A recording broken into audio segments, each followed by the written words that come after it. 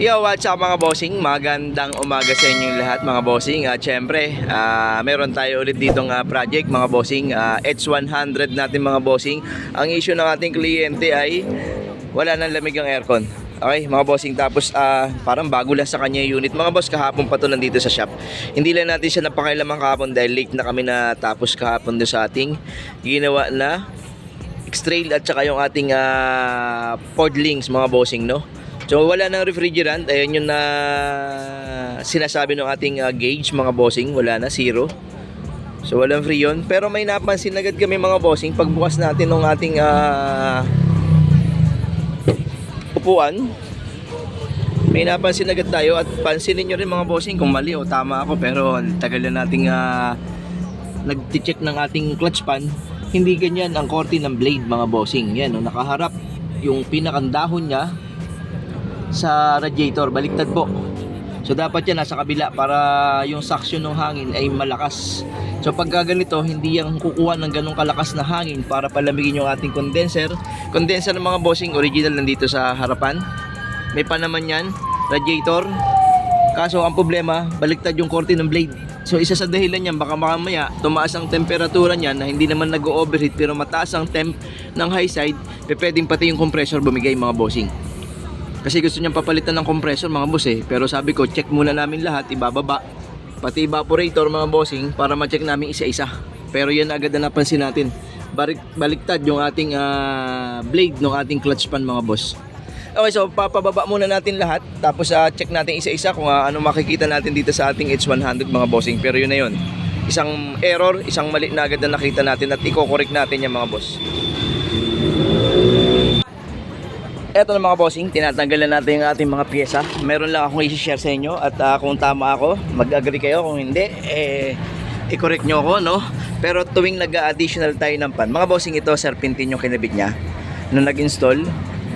Pero papalitan ko na ng laminated to. Pero ang sa akin kasi mga bossing, pagka nag-tap tayo ng condenser, mas gusto nating unahin muna dito bago dun.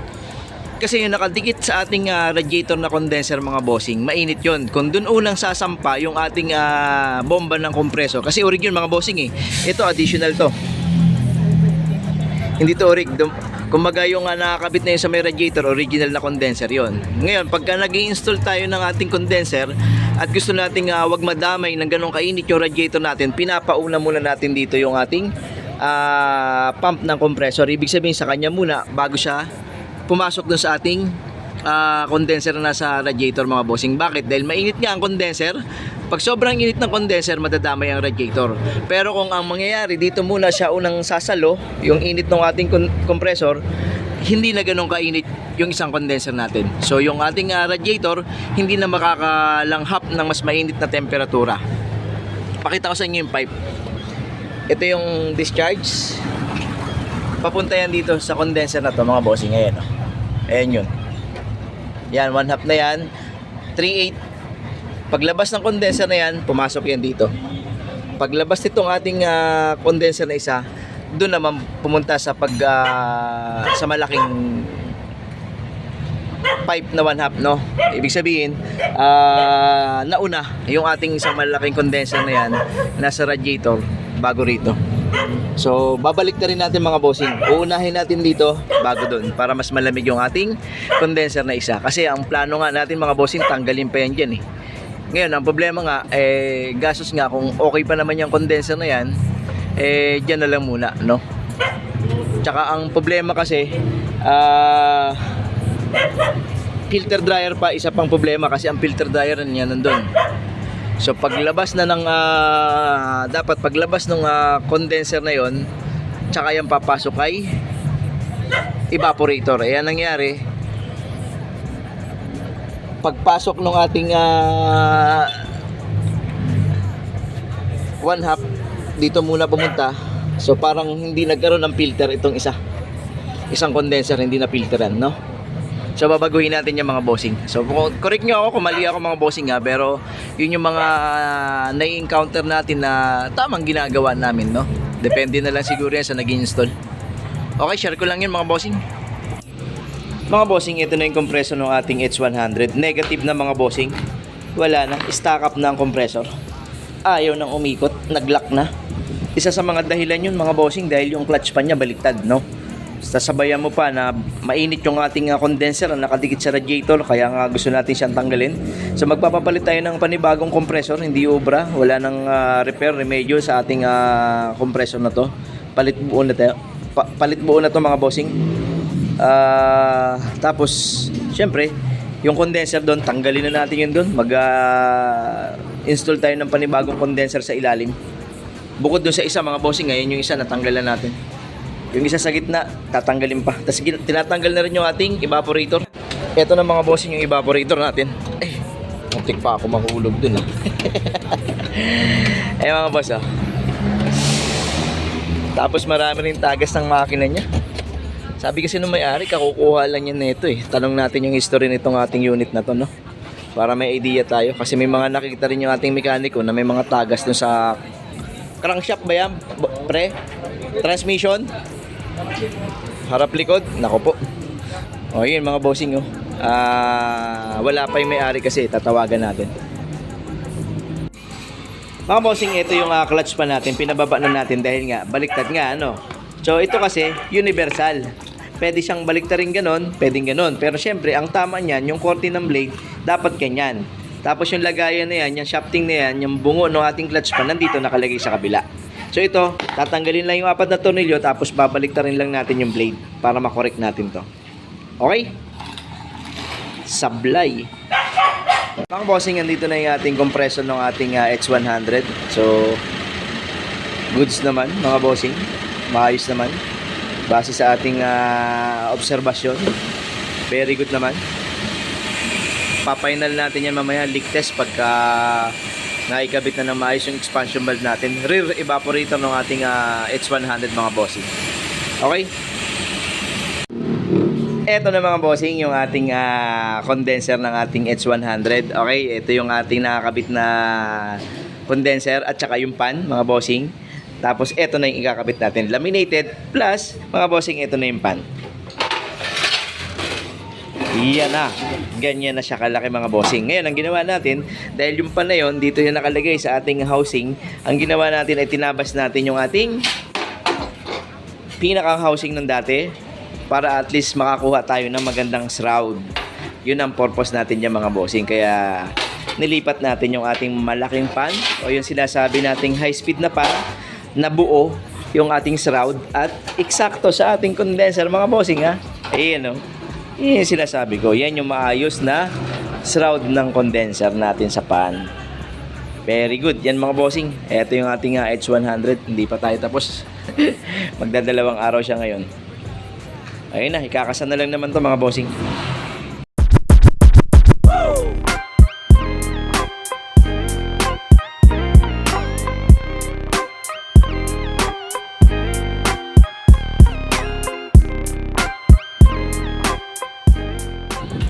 Eto na mga bossing, dito natin nilagay yung ating condenser. Pasilip lang natin sa inyo. Hindi na natin nilagay ito sa ating may radiator dahil ang gusto natin ay wag nang mainitan yung ating radiator. Okay? Eto mga bossing. Yan, may bracket tayo doon. Siyempre, ayun yung maganda nating pan. Kabilaan niya mga bossing. Okay, tas yung isa sa harapan. Okay, ito yung isa sa harapan mga bossing. Diyan nakalagay. Tapos yung receiver dryer, dito na natin nilagay yan mga bossing. Ayan Kasi ang receiver dryer natin mga boss ay yung nakalagay dun sa ating condenser sa may radiator. So ngayon, napakaganda na ng masasaksyon ng ating radiator. Wala nang kainit-init yung hangin. At ang design na ginawa natin mga bossing, mas inuna natin yung condenser na padaanin dun. Unang tapon ng compressor dun muna bago rito. Para yung init ng ibabagsak ng ating panatihigupin ng ating radiator clutch pan, hindi na rin ganun kainit mga bossing, no? Yun yung tama. Para very good tayo dyan mga bossing. Ayos. Mga bossing, eto na. Nakatulog ako ng konti. Hindi tayo nakapag-video nung nagliligtas sila, no? Pero nag-load na sila ng refrigerant. Ang maganda rito mga bossing, napakaganda na rito. Nag-automatic pa mga bossing, oh. Ang low side natin ay nasa 30 lang. Hintayin natin bumalik. Yun. Low side. 30 PSI, bumababa pa. High side 150, napakaganda ng cooling system natin. Fan, okay, napakalakas. Siyempre, nasa kabila, mga bossing. Ayun, oh. Automatic pa, oh. Ayos. Tapos ang lamig sa loob, syempre. Testing tayo. Mga ano pa lang naman to mga bossing. Wala pang 5 minuto.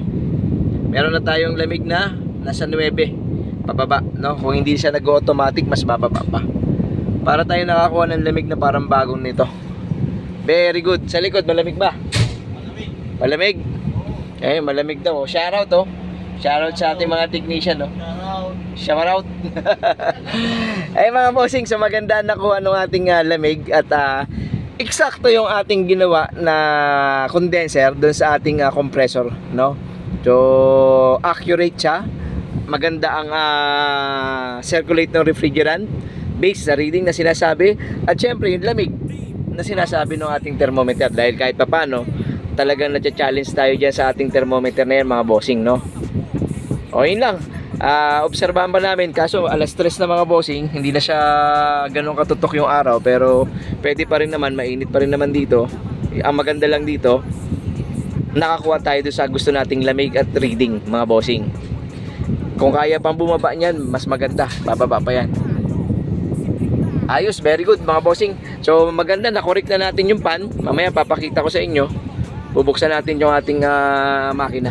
Itong makina. Yung bangko pala bossing, mga bossing. Nabubulod na ako. Para mapakita ko sa inyo yung ating clutch pan. Ito na mga bossing, tingnan nyo yung hangin, oh. Malakas na yung buga ng hangin. Hindi ka mukha nung baliktad yung blade natin, wala kang makukuha hangin yan kahit tama ang ikot dahil baliktad yung korte ng blade, mga bossing. Okay, so very good na yan. Ayos. Mga bossing, nakita nyo na kung maganda ang ating trabaho, maganda yung ating setup ng mga pyesa. Siyempre, yung mga pyesa maayos ang kondisyon. Nakakakuha tayo ng magandang reading. Napaka-pogi ng reading mga bossing. Para sa dual unit na ganitong H100. Perfect para sa akin. So, maganda yung setup ng aircon system. Nasa tama lahat. Malalakas ang mga pan. So makakakuha talaga tayo ng magandang lamig, no, mga bossing. O ayun lang, obserbahan pa namin to pero sa akin very good na to.